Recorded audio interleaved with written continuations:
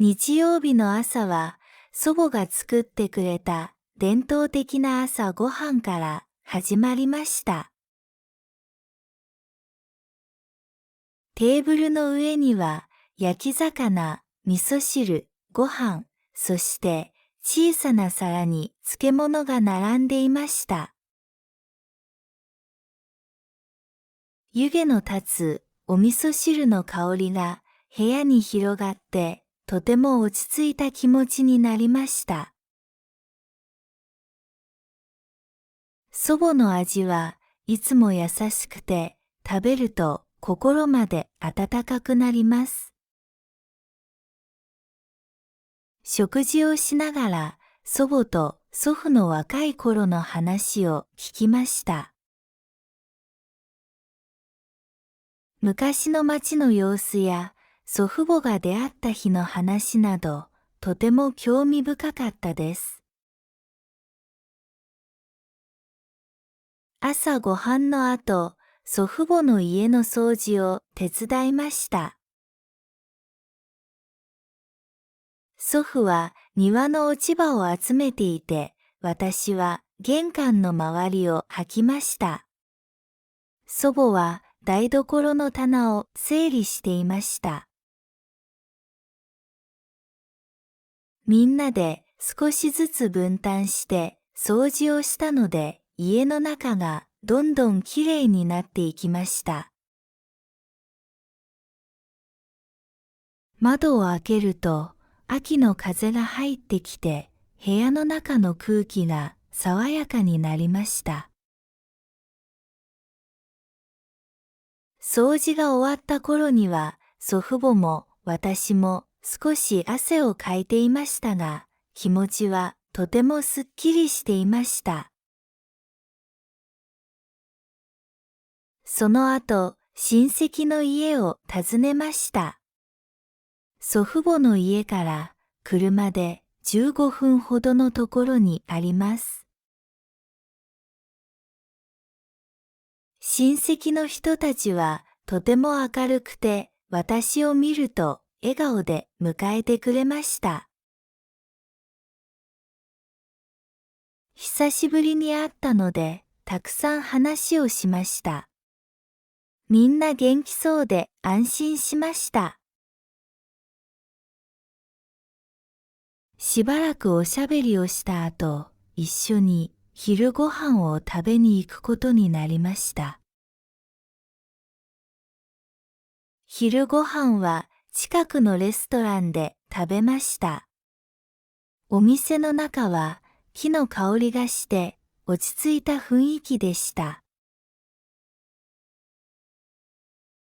私は天ぷら定食を注文しました。サクサクした衣の音が心地よくてとても美味しかったです。祖父母も嬉しそうに食べていました。食後にお茶を飲みながらまた少し昔話を聞きました。午後は昨日に続いてまた山に登ることになりました。天気が良くて空がとても青く澄んでいました。風も強くなく歩くのにちょうどいい気温でした。山の道を登っていくと途中で富士山が見えました。白い雲の上にその姿がはっきり見えてとても美しかったです。祖父母も今日はよく見えるねと喜んでいました。山の中では昨日よりもたくさんの栗が落ちていました。弟と一緒に拾って袋の中はすぐにいっぱいになりました。丸くてつやのある栗を見つけるたびにみんなで嬉しくなりました。自然の中で過ごす時間は本当に楽しくて、あっという間に時間が過ぎました。夕方、祖父母の家に戻りました。祖母と一緒に夕食の準備を始めました。昼に拾った栗を使って栗ご飯とシチューを作りました。祖母は手際がよく、私は野菜を切ったり、テーブルの準備を手伝ったりしました。台所からはいい香りがして家の中が暖かく感じられました。夜は家族みんなで夕食を食べました。食事の後、祖父母と一緒にテレビで野球を見ました。祖父母は大谷翔平のファンです。打席に立つたびに二人ともとても楽しそうに応援していました。私も一緒に見ながら野球の話を聞きました。祖父は昔、自分も野球をしていたそうです。その話もとても面白かったです。試合が終わった後、お風呂に入って体を温めました。夜の風は少し冷たくなっていましたが、布団の中は優しいぬくもりがありました。今日もたくさんの出来事があり、家族と一緒に過ごせたことに感謝しました。静かな夜の中で、私はゆっくりと眠りにつきました。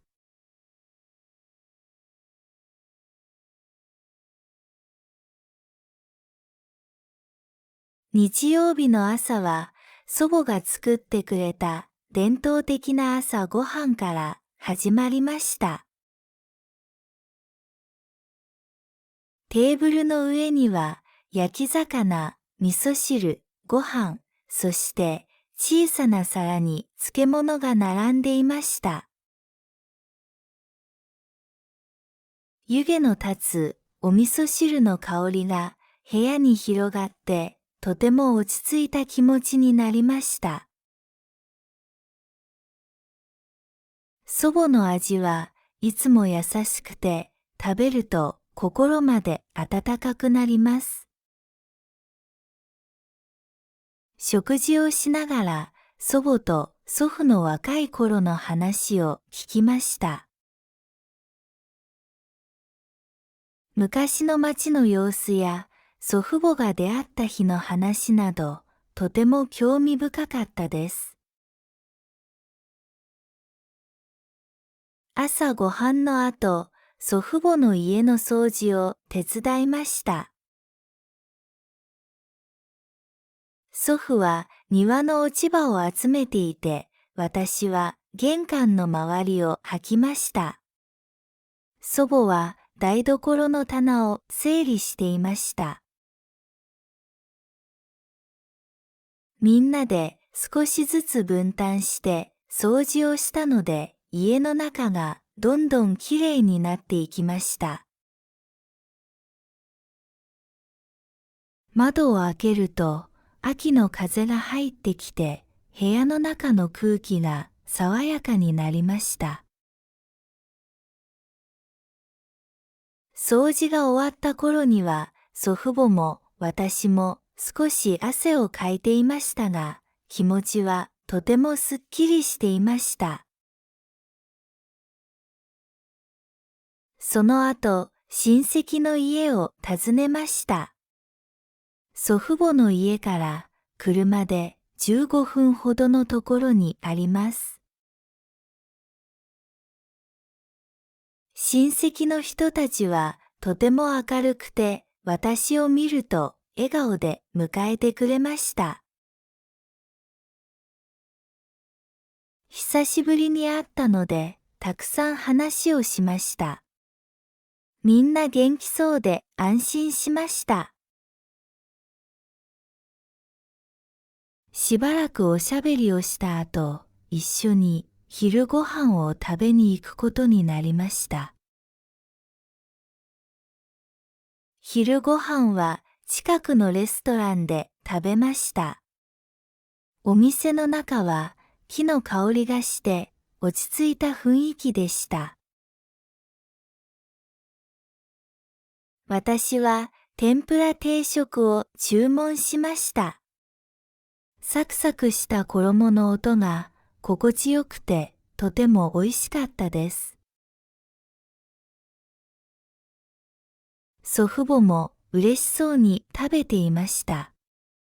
食後にお茶を飲みながらまた少し昔話を聞きました。午後は昨日に続いてまた山に登ることになりました。天気が良くて空がとても青く澄んでいました。風も強くなく歩くのにちょうどいい気温でした。山の道を登っていくと途中で富士山が見えました。白い雲の上にその姿がはっきり見えてとても美しかったです。祖父母も今日はよく見えるねと喜んでいました。山の中では昨日よりもたくさんの栗が落ちていました。弟と一緒に拾って袋の中はすぐにいっぱいになりました。丸くてつやのある栗を見つけるたびにみんなで嬉しくなりました。自然の中で過ごす時間は本当に楽しくて、あっという間に時間が過ぎました。夕方、祖父母の家に戻りました。祖母と一緒に夕食の準備を始めました。昼に拾った栗を使って栗ご飯とシチューを作りました。祖母は手際がよく、私は野菜を切ったり、テーブルの準備を手伝ったりしました。台所からはいい香りがして家の中が暖かく感じられました。夜は家族みんなで夕食を食べました。食事の後、祖父母と一緒にテレビで野球を見ました。祖父母は大谷翔平のファンです。打席に立つたびに二人ともとても楽しそうに応援していました。私も一緒に見ながら野球の話を聞きました。祖父は昔、自分も野球をしていたそうです。その話もとても面白かったです。試合が終わった後、お風呂に入って体を温めました。夜の風は少し冷たくなっていましたが、布団の中は優しいぬくもりがありました。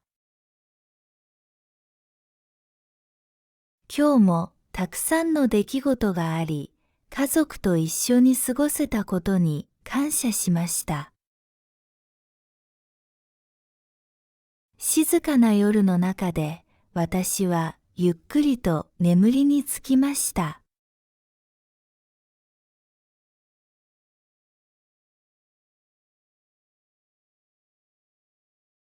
伝統的、伝統的。朝食、朝食。夕食、夕食。漬物、漬物。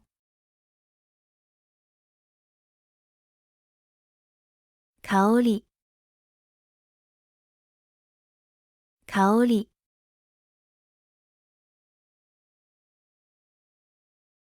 食事、食事。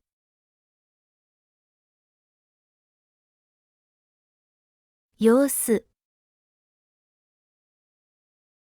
様子。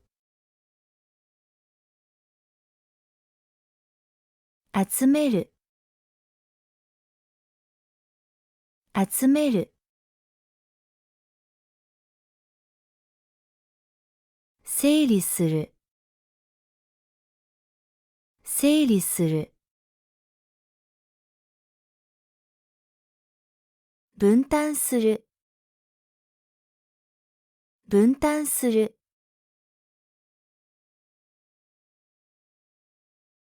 汗をかく、汗をかく。親戚、